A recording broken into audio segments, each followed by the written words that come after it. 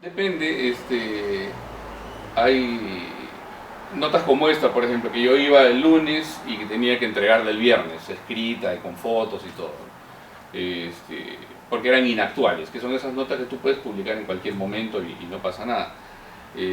Había otras que tenía que hacer así. Yo me acuerdo que un día me quedé en la revista hasta tarde, un viernes, era época de las elecciones cuando recién aparecía Fujimori en el panorama político y apareció un político en caretas llevando una información de registros públicos diciendo todas las propiedades que tenía Fujimori.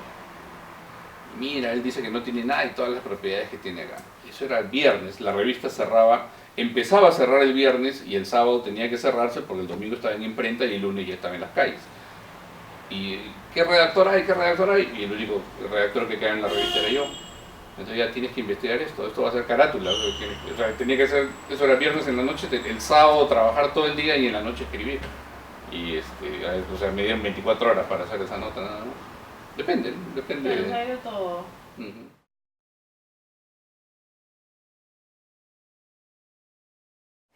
Valores del periodismo, la verdad, la honestidad, ¿no? La transparencia.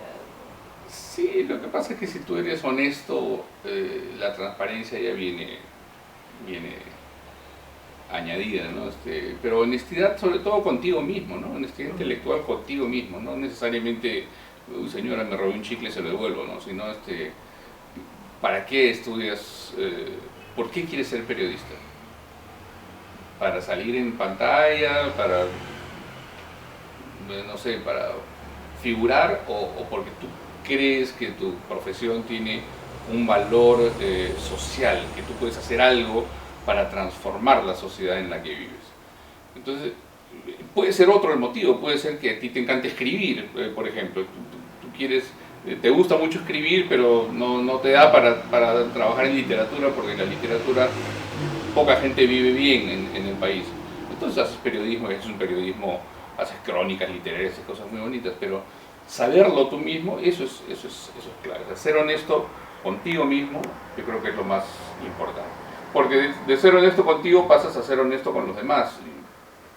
Y hay una tremenda responsabilidad en ser periodista, ¿no? Eh, la gente común y corriente por lo general se abre ante el periodista, ¿no? A ustedes les va a pasar cuando salgan a hacer fotos alguna por Lima, por cualquier sitio, se va a amontonar la gente y decir, ¿para qué canal es? ¿Para qué canal es? Bueno, ahora las cámaras de fotografía también filman, pero antes no. Y yo estaba con mi cámara y le decía, ¿para qué canal es? Y él decía, no, una cámara, al final yo le decía, para Canal 5, señor. No le hacía caso, pero a lo que voy es que el periodista tiene en sus manos una herramienta que es muy poderosa, que es el que está en capacidad, aunque suene guachafo, de transmitir la voz del pueblo. O sea, esa gente común y corriente que pasa por la calle no tiene la posibilidad de decir lo que siente a un nivel que sea escuchado por las autoridades, por los demás, ¿no? Eso está cambiando poco a poco con la tecnología, internet y todo esto, pero hasta hace poco, y ahora mismo en el Perú, las grandes masas no tienen posibilidad de dar a conocer su opinión de manera directa. ¿Cómo lo hacen en las elecciones? Cada 5 años se quejan, no votan, no escogen al mejor. Dicen, estos desgraciados que nunca me han hecho caso, y vota por lo que ya ven que votamos. O sea, en general, no me refiero solo al último gobierno.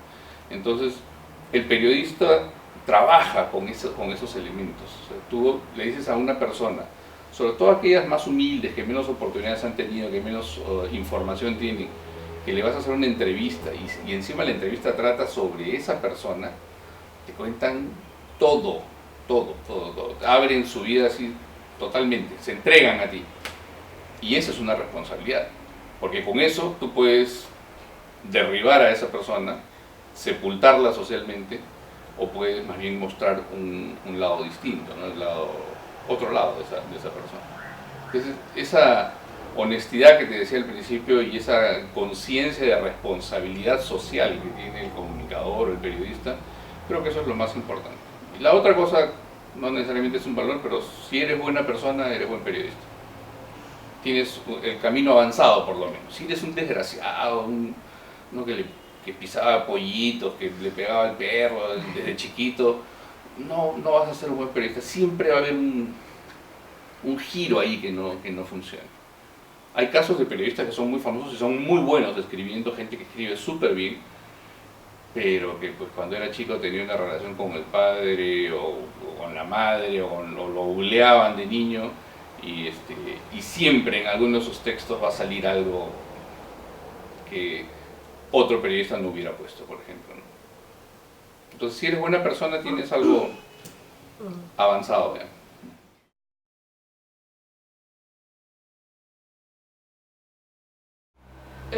A la imparcialidad en el sentido de que estén reflejadas las dos o más opiniones sobre un hecho, no es difícil.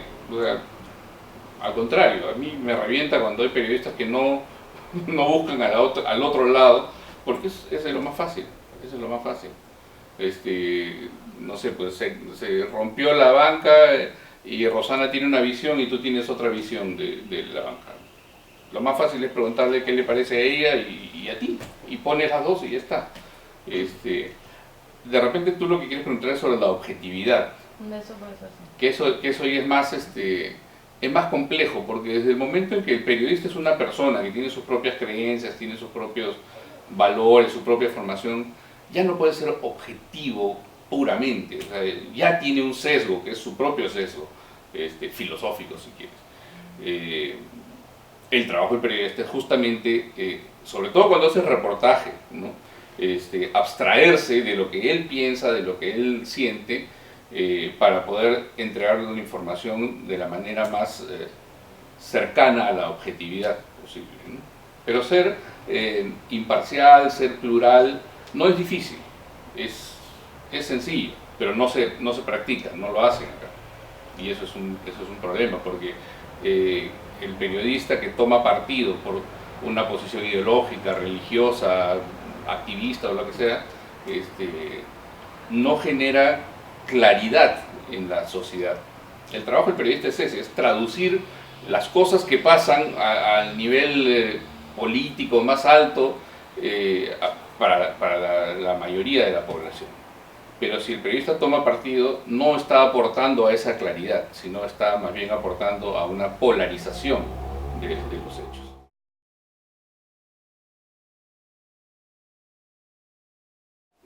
Es como te decía al principio, un reportaje tiene que contar una buena historia basada en hechos reales.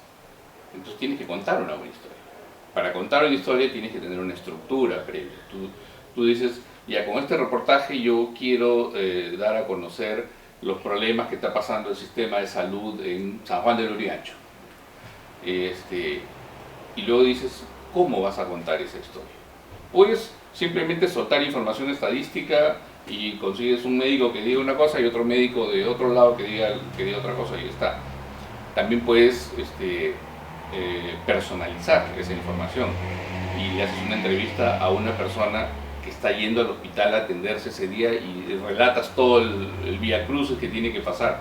Entonces ya estás agregándole un elemento más al reportaje, estás contando hechos de la realidad porque es una persona común y corriente que va a atenderse en el hospital y luego a partir de ahí empiezas a ramificar tu reportaje, ¿no? ¿Por qué esta señora tiene que hacer cola? Porque no tiene el carnet. ¿Por qué no tiene carnet? Porque el sistema del seguro no funciona. Entonces ya se va ampliando la red. Y ya luego tú ves cómo editas bien tu reportaje para que entre en el espacio que te den, ¿no? Pero en el fondo de tu pregunta yo creo que el estilo se consigue como el oficio, nada más. O sea, escribir y escribir y escribir, eso es lo único que funciona. O lo que mejores resultados te da. Porque al principio tú cuando empiezas a escribir vas a volcar todas tus influencias. O sea, los primeros reportajes que escriba alguien se van a parecer a los de Raymond Carver, a los de, no sé, pues, a todos los que has leído. Tu propio estilo se va formando con los años, con el tiempo, se va pausando, se va acomodando, tú sigues aprendiendo. Además, una cosa que es importantísima en un periodista es siempre aprender, siempre estar estudiando, no me refiero a ir a clases, sino leer, ver cine, hacer otras cosas. Entonces ahí es cuando tú vas agarrando tu propio estilo.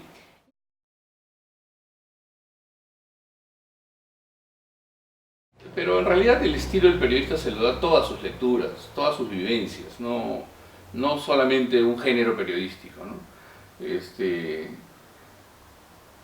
García Márquez tiene unos libros que son bien útiles al momento para quien está estudiando periodismo sobre todo, ¿no? Uno es De viaje por los países socialistas, que son unas crónicas que él escribió cuando recién fue a conocer los países que estaban detrás de la cortina de hierro, y el otro que es sobre Miguel Litín, que es un cineasta chileno, y ese sí es un gran reportaje que fue perseguido por la dictadura y todo.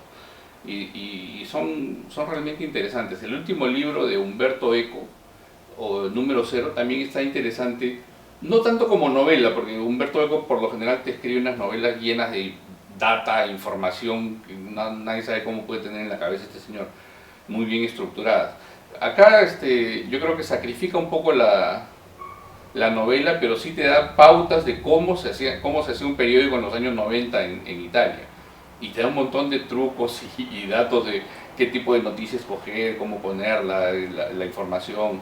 Entonces, ya ves que no es solamente crónica lo que tienes que leer, es todo lo que leas. Lee poesía. O sea, un amigo mío siempre decía eso, ¿no? Si tú vas a hacer poesía, lee novelas.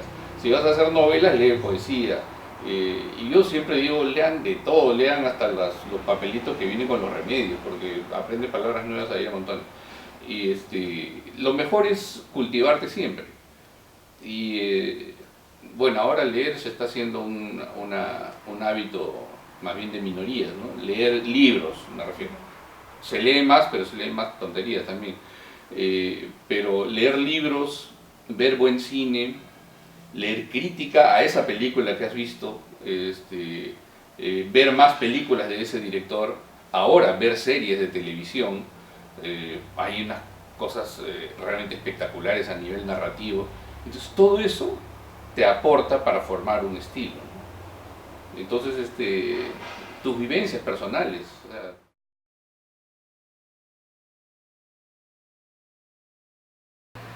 y después ya hubo uno que me gustó mucho más, que yo ya era redactor de la revista y entonces nosotros nos reuníamos los lunes en la mañana, todos los redactores, y proponíamos temas, ¿no?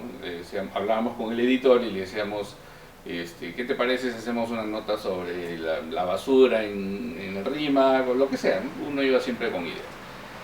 Y ese día yo no se me había ocurrido absolutamente nada, no tenía idea de qué proponer. Y ya cuando estaban preguntándole uno por uno qué temas tenían, yo le dije, solo se me ocurre hacer una nota sobre los gitanos en Lima.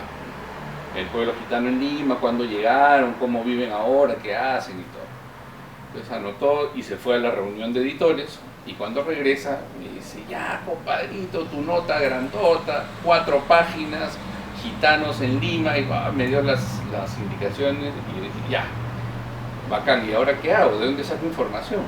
Entonces, lo primero que hice fue ir a la Enciclopedia Británica, que es algo que ustedes tampoco están acostumbrados a eso, pero antes, cuando se leían más libros, había estos 20, 24 tomos de enciclopedia. La enciclopedia supuestamente resume todo el saber, ¿no? Entonces, ahí en una enciclopedia encuentras de todo. La Enciclopedia Británica es la más famosa.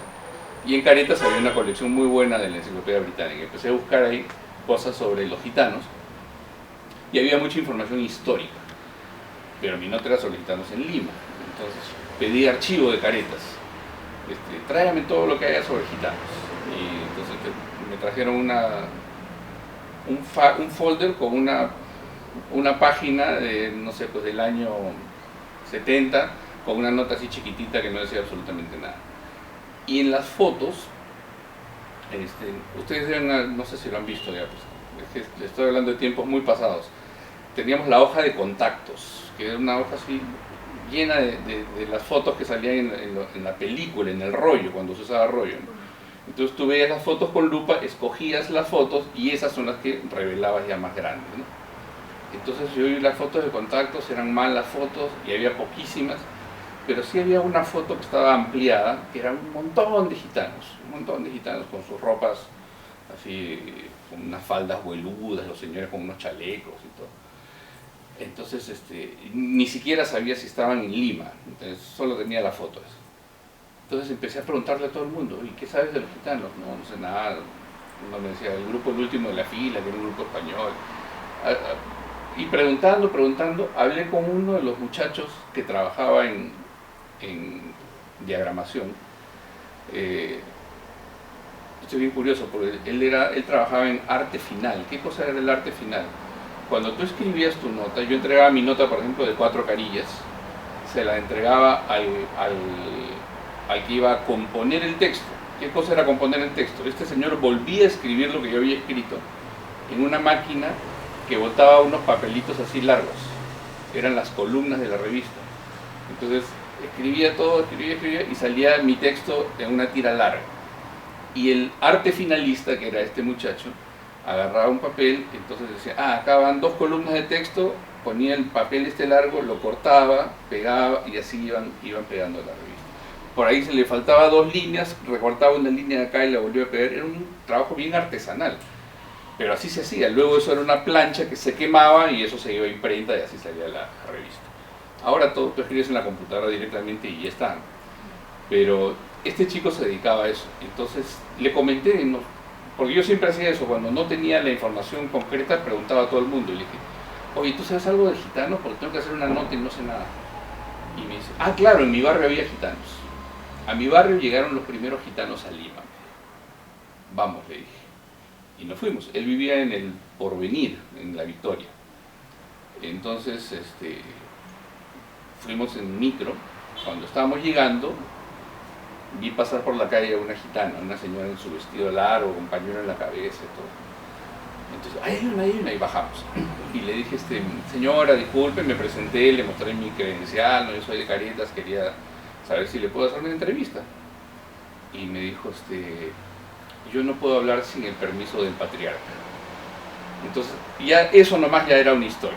O sea, que una mujer no puede hablar porque el patriarca de su comunidad no le da permiso, y ya yo dije, acá hay algo, qué paja. ¿Y quién es el patriarca? Es el patriarca Yefino. Es un señor que tiene su taller de mecánica aquí a la vuelta, no se indicó dónde.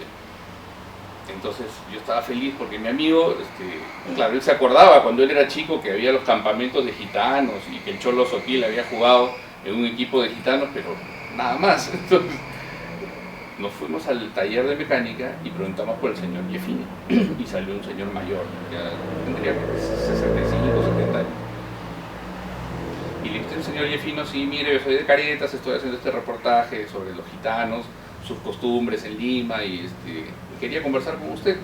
Y no, quería conversar con la señora tal, pero me dijo que no podía hablar sin el permiso del patriarca. Y el señor perdón por la palabra, dijo, esas son cojudeces. ¿Yo por qué le tengo que dar permiso a nadie? No sé nada. Y entonces, pero la señora me dijo, no, yo no sé qué le habrá dicho, yo no tengo nada que decir.